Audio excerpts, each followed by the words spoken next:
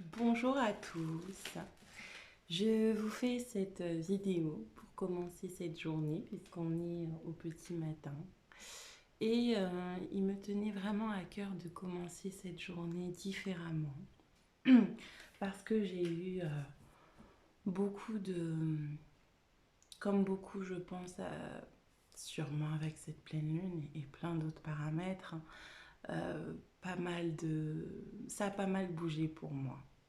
Et j'ai envie de vous partager en quoi. En fait, je suis tombée sur une vidéo, plutôt un dialogue euh, qui évoquait en fait est-ce qu'il est vraiment utile aujourd'hui de réussir. Voilà. Puis s'en est suivi tout un tas de remises en question. Et de là est venue déjà toute une réflexion sur la réussite. Effectivement, on n'est pas fait pour réussir en fait. Pourquoi? Parce que en tant qu'être, on est déjà réussi. On a déjà réussi. Vivre dans ce monde n'implique pas de réussir. Et en revanche, ça implique tout un tas de pressions qui nous dénaturent ensuite dans les projets qu'on porte, dans notre manière d'être. Et c'est là que j'ai un petit peu mis le doigt sur plein de choses. Mis le doigt sur qu'est-ce que je cherchais à réussir, qu'est-ce que je cherchais à me prouver à moi-même, qu'est-ce que j'engendrais aussi dans cette course parfois à la réussite. S'ensuit la dévalorisation, de l'insécurité, euh, de la culpabilité et une, une espèce de décorrélation avec soi-même. Oups. Et, et ça, voilà, j'ai bien réfléchi et j'ai aussi un petit peu réévalué, réétudié ma posture de thérapeute, hein, puisque j'exerce depuis 4 ans maintenant à accompagner des adultes, des adolescents, des femmes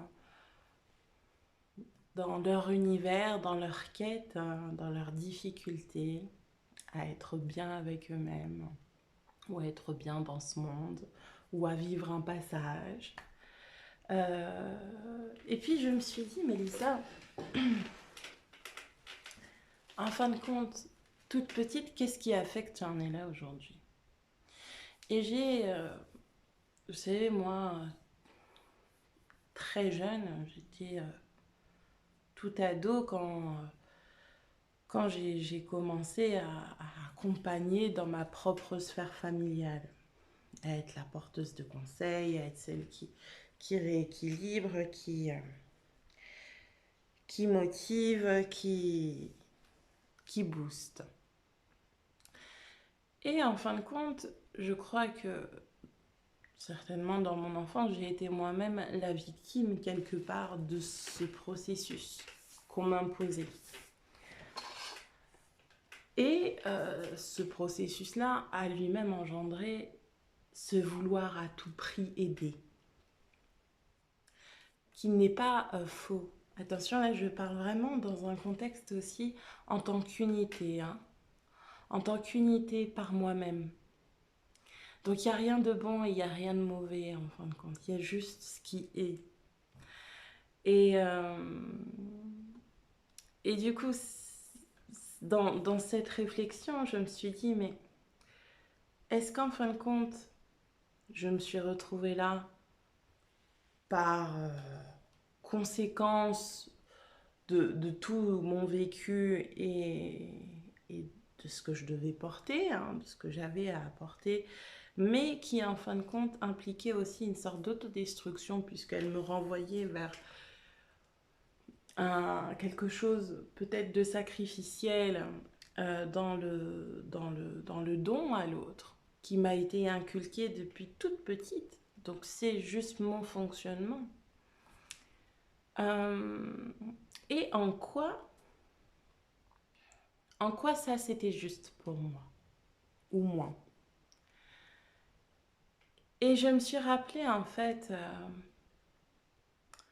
lié à la réussite, justement, tout ça, où intervenait cette course du coup à l'aide aux autres, puis la réussite en haut, puis moi j'étais où en fin de compte dans tout ça? Eh bien j'ai beau adorer accompagner les personnes, et effectivement c'est quelque chose, je dirais pas qui est facile pour moi, mais que je sais faire. Que je sais faire parce qu'en fin de compte, c'est comme si je l'avais toujours fait.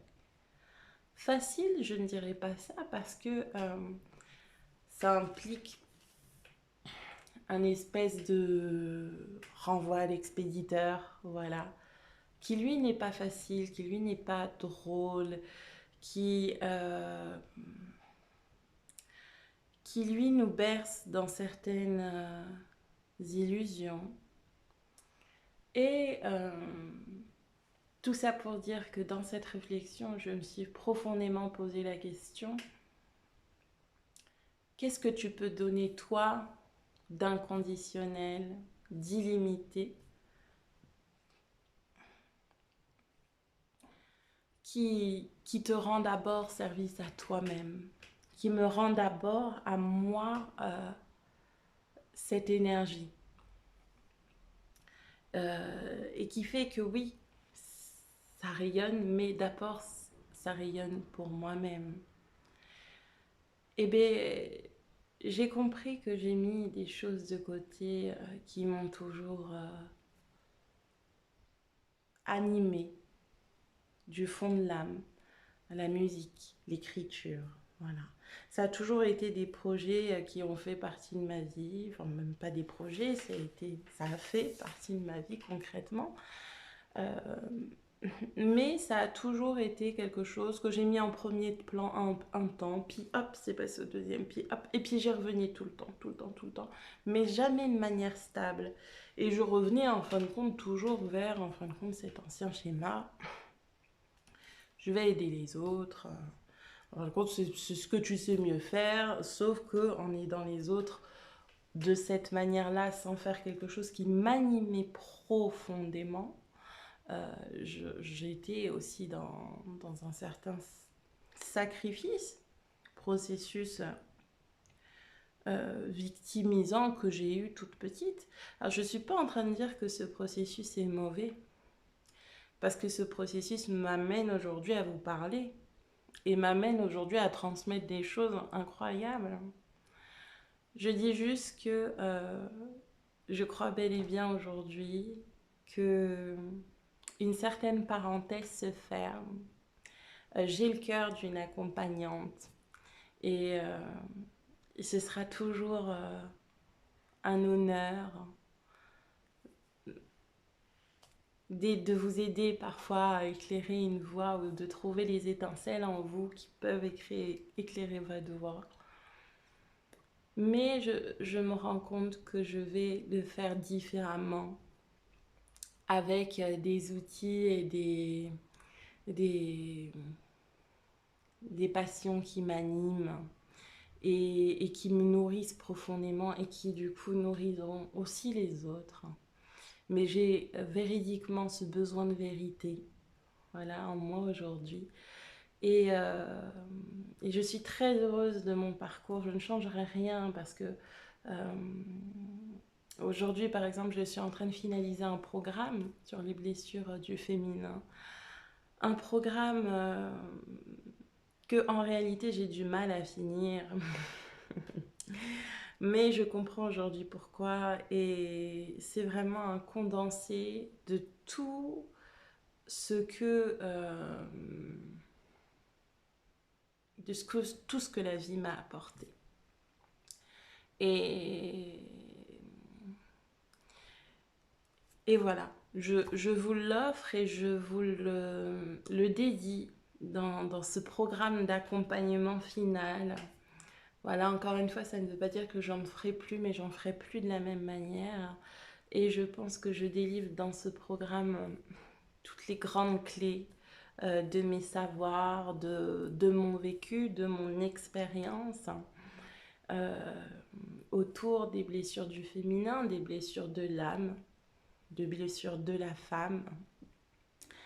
Et, euh, et c'est vrai que je risque pendant ces prochains temps d'être moins dans la posture du premier degré d'accompagnement euh, pour favoriser vraiment, je dirais, l'art qui est en moi et le transmettre différemment. Aussi sûrement avec un volet d'accompagnement, mais très différemment. Voilà, donc je tenais à vous faire cette petite parenthèse. Merci si vous m'avez écouté jusqu'au bout. Et puis je vous dis à très vite.